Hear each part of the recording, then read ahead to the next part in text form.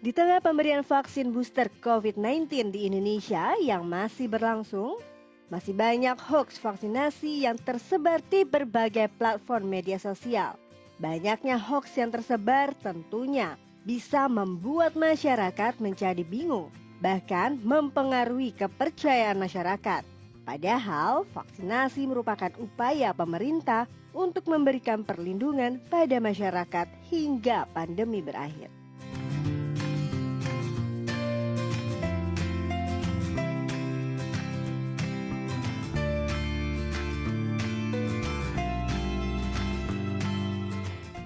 Iya, jadi tujuannya vaksin booster itu kan untuk meningkatkan antibodi. Ya kan kita sudah divaksin 2 kali, antibodinya terbentuk, terus supaya antibodi itu di dalam tubuh kita kadarnya tetap tinggi, diberikan booster gitu kan. Nah, karena kadar antibodi yang tinggi ini penting untuk mencegah kita terinfeksi, tapi yang lebih penting untuk mencegah kalau kita terinfeksi supaya tidak jadi parah dan mengurangi sekali resiko untuk meninggal karena COVID. Banyak masyarakat yang menganggap vaksin itu untuk mencegah supaya tidak terinfeksi. Itu betul, tapi masyarakat kan melihat orang yang sudah divaksin ada yang terinfeksi. Ada, betul ada, karena sesudah divaksin bisa kita terinfeksi. Cuma yang lebih penting kan kalau kita terinfeksi, vaksin ini, ya kadar antibodi yang tinggi ini menjaga supaya kita tidak jadi berat sakitnya dan tidak meninggal gitu. Kalau tidak mau divaksin, akibat fatalnya adalah kalau kita lihat dari data di Indonesia sendiri nih, dari data yang ada di Indonesia, kita lihat bahwa orang yang tidak divaksin itu kalau dia terkena COVID, itu resiko meninggalnya 10-15 kali dibanding yang sudah divaksin lengkap gitu ya.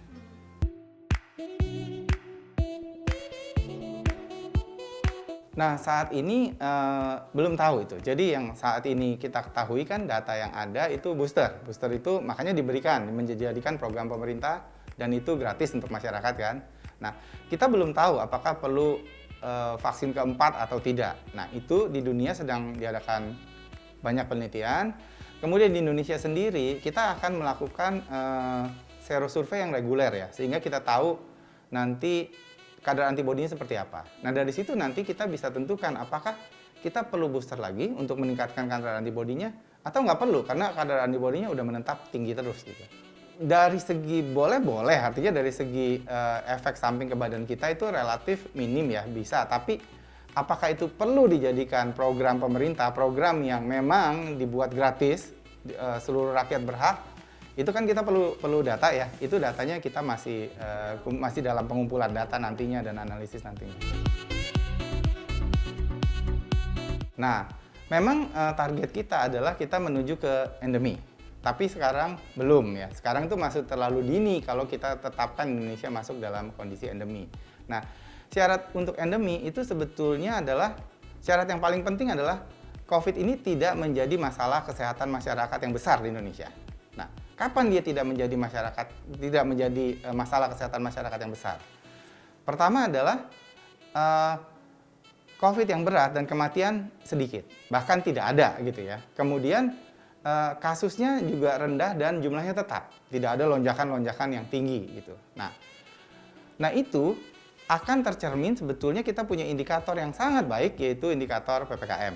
Ya, itu akan tercermin nantinya di indikator PPKM level 1.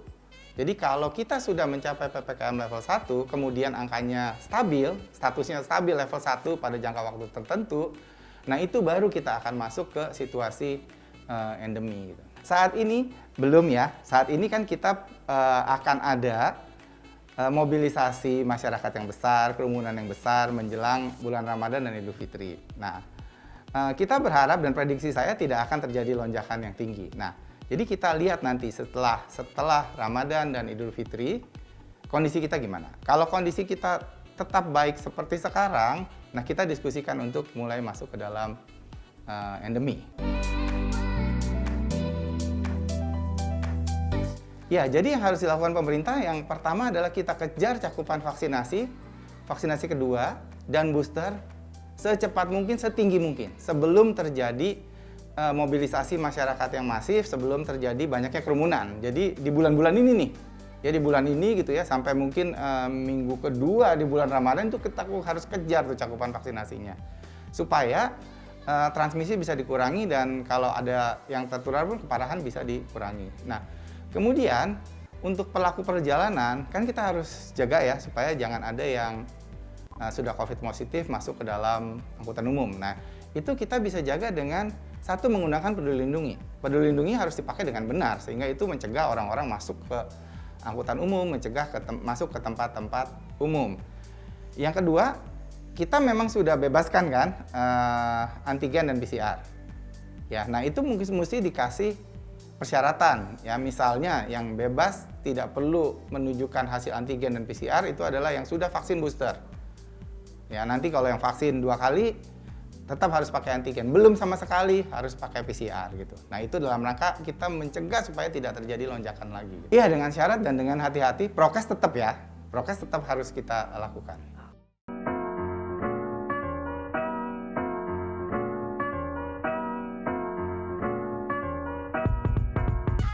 Ini nggak bisa saya jawab secara sederhana karena sebenarnya ini ada berbagai faktor ya. Tapi yang paling pertama itu adalah hoax itu memang sengaja dibuat untuk menyasar atau untuk memicu reaksi emosional dari pembacanya. Di sini saya kasih contoh. Kita lagi di keramaian ya, terus ada yang teriak, "Copet, copet!" Adakah yang kita akan berpikir bahwa ini bener nggak sih? Atau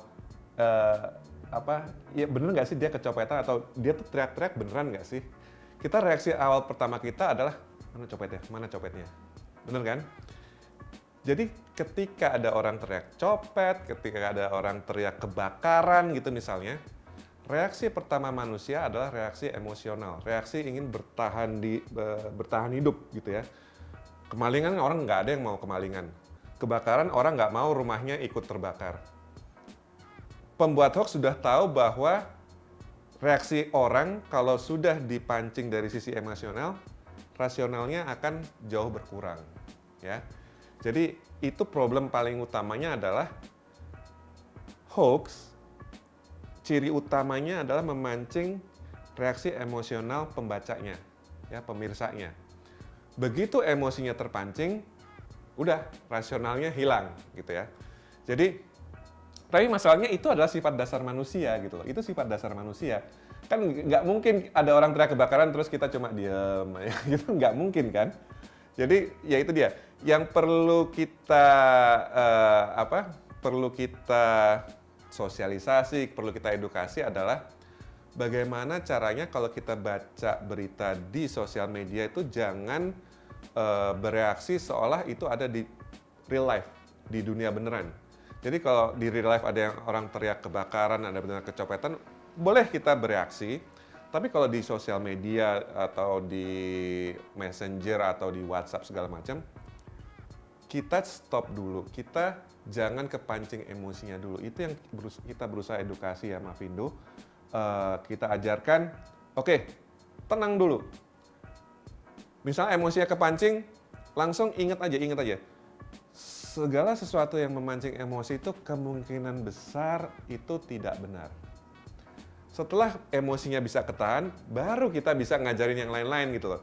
Kalau dia sudah bisa rasional, baru kita bisa ajarin, oh kok periksa misalnya kalau soal vaksin, soal COVID, baca situs-situsnya pemerintah gitu, situs Kementerian Kesehatan atau situs yang soal hoax COVID gitu ya.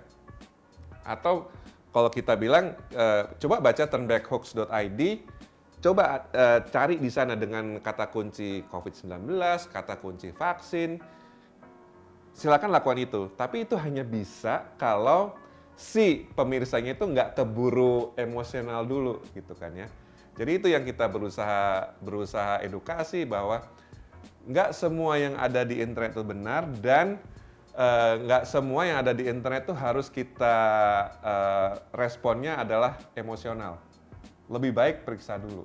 Karena saya sendiri walaupun saya bisa dibilang co-founder Mavindo, tapi kalau ada sesuatu yang memancing emosi saya juga bisa kepancing. Misalnya, zaman kapan tuh ya, ada yang bilang, oh tolong kalau ada yang bisa review soal Samsung gitu ya, Samsung S8 atau apa, saya lupa tuh. Atau forward ini ke teman-teman Anda, maka Anda dapat kesempatan ini. saya kan sambil di jalan, wah boleh nih saya share gitu. Tapi terus pas sudah sampai kantor kepikiran, ini siapa yang mau bagi-bagi? Jadi begitu kepancing emosionalnya, biasanya emang rasional kita jadi hilang begitu. Kalau booster, terus terang saya masih belum ya enggak. Kalau soal boosternya ini belum ada kasus-kasus yang mengemuka gitu ya, yang saya lihat. Tapi kalau soal vaksinnya sendiri, ketakutan akan vaksin tuh misalnya bikin satu desa sembunyi di hutan. Beneran satu desa sembunyi di hutan karena ada berita, oh besok mau ada vaksinasi COVID nih di desa ini. Pas petugasnya datang, penduduknya hilang semua. Pada bersembunyi di hutan, beneran bersembunyi di hutan. Terus ada kasus yang, ya saya kan tadi cerita contoh tentang mertua saya. Orang-orang tua itu, mereka gimana ya? Pola pikir, terus kebiasaan mereka sehari-hari itu mereka akan lebih percaya jika dihubungkan dengan agama, religi gitu misalnya, karena memang udah tua kan, ya kerjanya beribadah, udah bersiap-siap mau masuk surga begitu ya. Begitu ada yang bikin hoax bahwa oh vaksinnya dibuat dari babi kayak begitu, itu membuat orang-orang yang justru paling rentan terhadap COVID jadi kayak istilahnya mau kucing nyebrang gitu loh. Mau karena saya paling rentan, tapi nggak mau vaksinnya kayaknya berbahaya atau nggak halal kayak gitu. Itu bahayanya. Jadi justru orang-orang yang rentan itu yang jadi korbannya. Karena mereka itu kalau di kumparan itu dibilang bahwa ada yang namanya digital imigran. Digital imigran itu jadi orang-orang istilahnya boomer gitu ya, boomer. Jadi orang-orang yang saat dia lahir, saat dia sekolah, sumber informasi dia tuh cuma dari koran, radio, majalah, sama TV. Begitu di hari tuanya, begitu dia di umur sudah 50 ke atas, ada sumber informasi lain yaitu internet. Ya, internet. Tapi selama ini sumber informasi yang sebelum internet tuh sudah kayak ada undang-undang pers kan ya. Undang-undang pers itu menjamin bahwa yang beredar atau yang diberitakan itu harus benar. Harus berdasarkan fakta. Begitu internet muncul, kan banyak yang suka-suka. Jadi saya posting status aja tinggal buka handphone, udah selesai. Statusnya sudah beredar. Gak ada yang menjaga atau nggak ada yang menjamin kebenaran berita atau status yang diposting itu, tapi digital imigran tadi tidak tahu bahwa tidak semua berita atau semua yang diposting di internet itu benar. Jadi itu bahayanya. Itu yang untuk yang kelompok umur digital imigran. Tapi kalau untuk yang milenial, yang generasi Z yang dari lahir sudah ada tablet, smartphone segala macam, mereka cenderung, saya nggak bilang imun 100%, tapi mereka lebih bisa nyari tahu. Mereka bisa cari tahu mana yang benar, mana yang salah. Walaupun nggak menjamin mereka imun terhadap hoax ya. Tapi itu imun terhadap hoax itu lebih ke mampukah kita mengendalikan emosi kita saat baca sesuatu yang memancing emosi kita. Kalau yang tahun 2020 itu yang berhubungan dengan COVID itu kita punya tim litbang yang melakukan perhitungan itu baru di tahun 2020 mengalahkan hoax soal politik. Jadi mendekati 50%. Jadi politik tuh tumben-tumbenan kalah gitu ya. Tapi tahun 2021 kemarin sudah naik lagi yang politik karena kita tahu pilkada itu tahun 2021 bulan November ya kalau nggak salah. Iya, betul.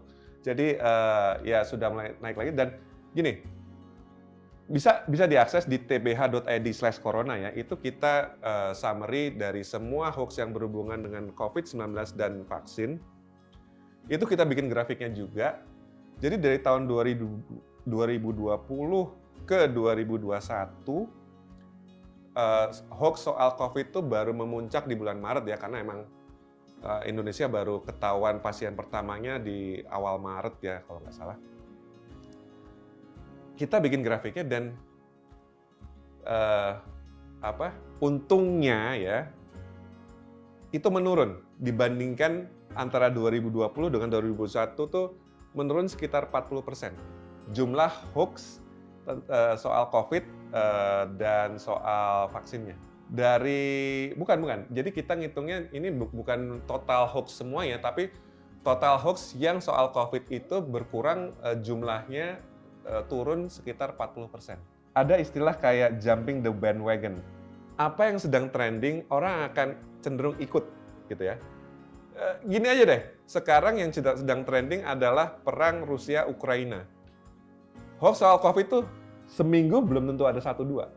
Seriously, jadi tergantung dari apa yang sedang trending saat itu yang orang-orang akan lebih sering bikin hoaxnya. Hoax soal perang Rusia-Ukraina itu langsung naik drastis. Iya, karena itu dia, orang cenderung tadi saya bilang jumping the bandwagon atau istilahnya itu riding the wave. Riding the wave tuh begitu ada hal yang trending, oke, semua orang ikut sana. Ya kayak orang di sini jualan sesuatu yang laku, semua orang ikut.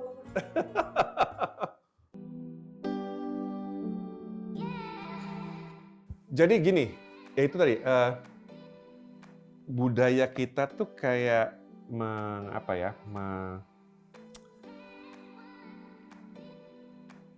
apa sih istilahnya, kalau Jawa bilang guyup. Jadi kalau misalnya ada satu tempat tinggal itu pengen kayak saling membantu. Nah, itu sebenarnya kayak dua sisi mata uang yang sama gitu. Di satu sisi orang pengen saling membantu supaya nggak kena kesusahan segala macam, tapi di sisi lain sifat ingin membantunya itu membuat hoax tuh lebih mudah viral ya. Jadi seperti yang saya ungkapkan tadi, kalau terima apa-apa dari internet, dari WhatsApp gitu ya, dari Twitter, YouTube, tadi saya udah cerita mertua saya, itu coba jangan terpancing emosinya dulu.